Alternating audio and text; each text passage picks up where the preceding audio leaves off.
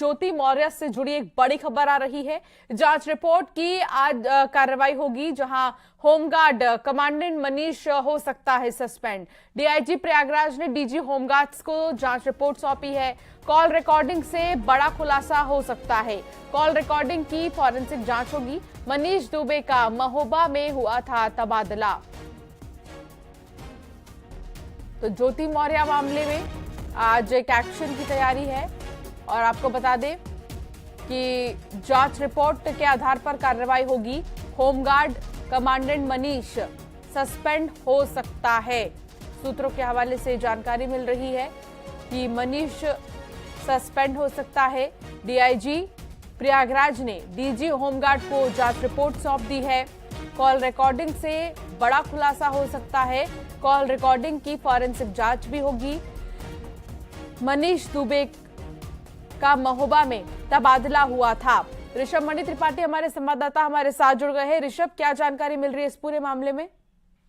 देखिए, जब ये मामला सामने आया था ज्योति मौर्य आलोक दुबे और उनके पति आलोक मौर्य का, उस वक्त ही ज्योति के पति आलोक मौर्य ने डीजी होमगार्ड के दफ्तर में शिकायत की थी कि उसकी पत्नी ज्योति मौर्य और उनके कथित प्रेमी मनीष दुबे उनकी हत्या की साजिश रच रहे हैं। जिसके बाद डीआईजी प्रयागराज होमगार्ड को इस मामले की जांच सौंपी गई थी। सूत्रों के मुताबिक उन्होंने डीजी होमगार्ड को ये जांच रिपोर्ट सौंप दी है और इस जांच रिपोर्ट में होमगार्ड कमांडेंट मनीष दुबे को दोषी पाया गया है। अब उनके ऊपर शासन स्तर से कार्रवाई हो सकती है, उनका सस्पेंशन हो सकता है, उनके खिलाफ विभागीय जांच शुरू करने की भी सिफारिश की गई है।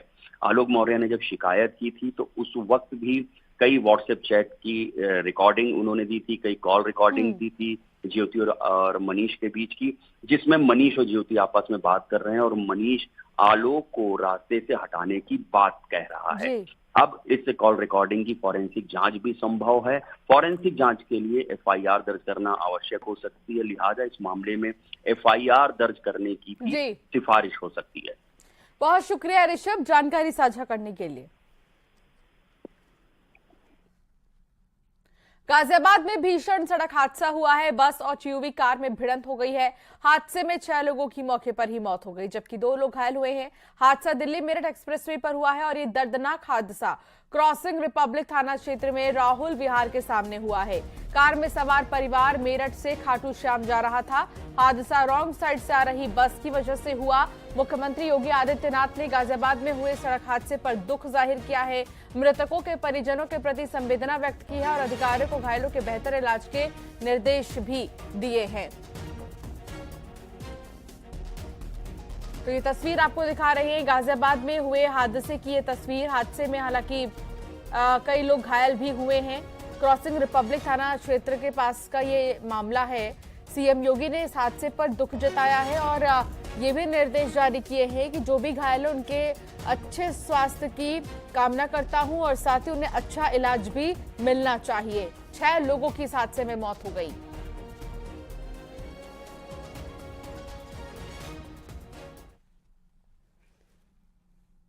आगरा में एक ट्रक ट्रॉली खाई में पलट गई है और ट्रैक्टर ट्रॉली में करीब 30 लोग सवार थे। इस हादसे में हड़कंप मच गया है। चीख पुकार सुन मौके पर ग्रामीणों की भीड़ इकट्ठा हो गई। पुलिस भी मौके पर पहुंची। पुलिस ने रेस्क्यू कर सभी को खाई से बाहर निकाला। घायलों को इलाज के लिए अस्पताल में भर्ती किया है। खेरागढ़ थाना क्षेत्र के दूधाधारी पुलिस चौकी के पास ये हादसा हुआ। बताया जा रहा है कि मजदूर धान के खेत से काम करके लौट रहा था, तभी रास्ते में ट्रैक्टर ट्रॉली बेकाबू होकर खाई में पलट गई।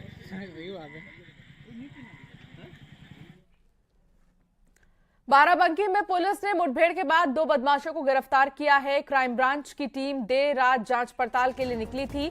इसी दौरान एक अज्ञात कार खड़ी दिखाई दी। टीम ने जब कार सवार लोगों से पूछताछ करनी चाही तो बदमाशों ने हमला बोल दिया। बदमाशों ने एक सिपाही को कई चाकू मारे, जिससे वो गंभीर रूप से घायल हो गया।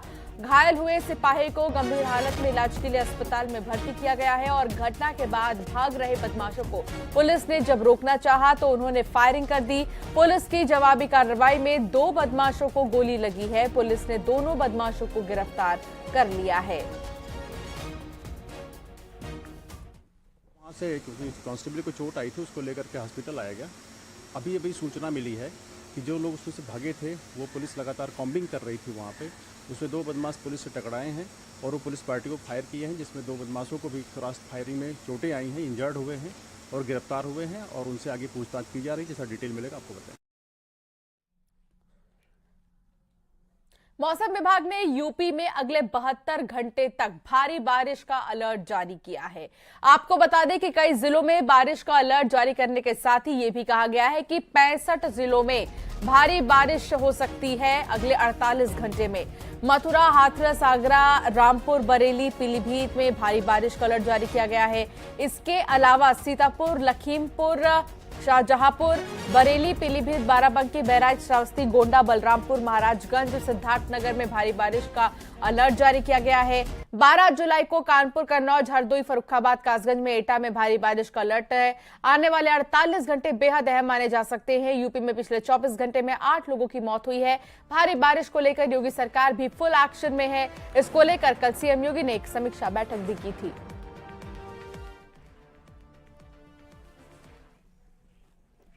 तो कुल 9 ऐसे जिले हैं जहां पर भारी बारिश होगी, लेकिन उसके अलावा भी कई ऐसे जिले हैं जहां पर सामान्य से कम बारिश हो रही है, तो कहीं पर बहुत ही ज्यादा बारिश हो रही है। अगले 48 घंटे यूपी के लिए बेहद अहम है, क्योंकि आधे से ज्यादा हिस्सा उत्तर प्रदेश के करीब 65 जिले ऐसे हैं जहां पर भारी बारिश की चेतावनी जारी की गई है और 48 घंटों में लगातार हम कह सकते हैं कि बिना रुके बारिश होगी।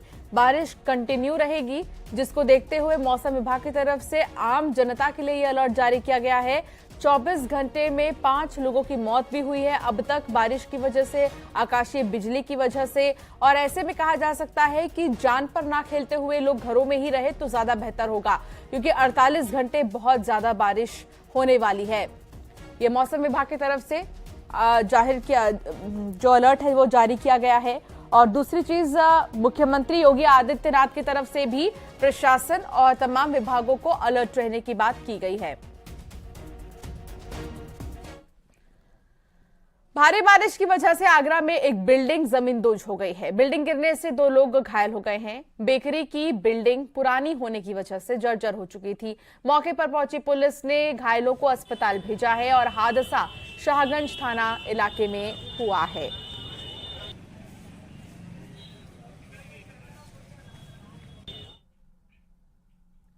मथुरा में हुई मूसलाधार बारिश ने कान्हा की नगरी की तस्वीर ही बदल कर रख दी है।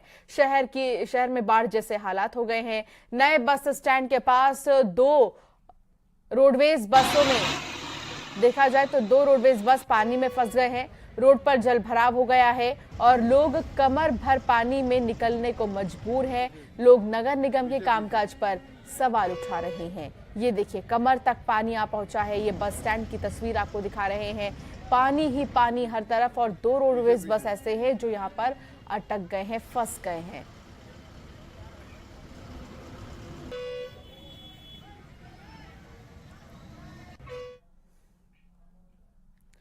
गाजियाबाद में भीषण सड़क हादसा हुआ है। बस और टीयूवी कार में भिड़ंत हो गई।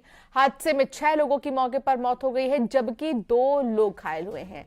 हादसा दिल्ली मेरठ एक्सप्रेसवे पर हुआ है और यह दर्दनाक हादसा क्रॉसिंग रिपब्लिक थाना क्षेत्र के पास का है। ये तस्वीर आपको दिखा रहे हैं इसी हादसे से जुड़ी। कार में सवार परिवार मेरठ से खाटू श्याम जा रहा था।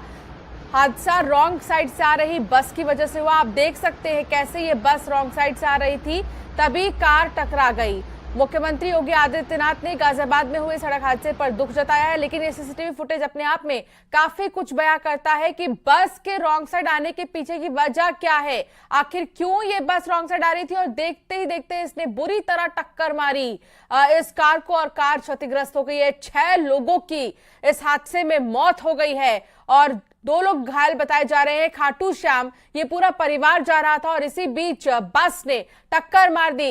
इस ब्लैक कलर के आप टीयूवी को देख सकते हैं जो कि हादसे का शिकार हो गई है बस के मारने की वजह से। बस रॉन्ग साइड से आ रही थी। बस के रॉन्ग साइड से आने की वजह से जा रही कार में पहले तो टक्कर हुई और उसके बाद देखते ही देखते ये कार रोड के दूसरी तरफ आ गई और बस तब भी काबू नहीं पाई, आगे बढ़ती ही रही बस।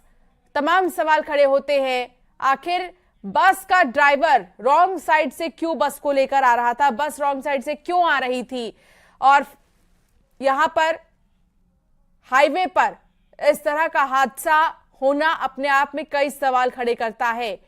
कार में सवार परिवार मेरठ से खाटू श्याम जा रहा था और हादसा रॉन्ग साइड से आ रही बस की वजह से हुई है। देखिए ये तस्वीर आपको दिखा रहे हैं, हादसे की तस्वीर, जब बस रॉन्ग साइड से आ रही थी और तभी अचानक से एक टीयूवी कार से टकरा गई और टीयूवी कार के परखच्चे उड़ गए हैं, बुरी तरह क्षतिग्रस्त है बस भी।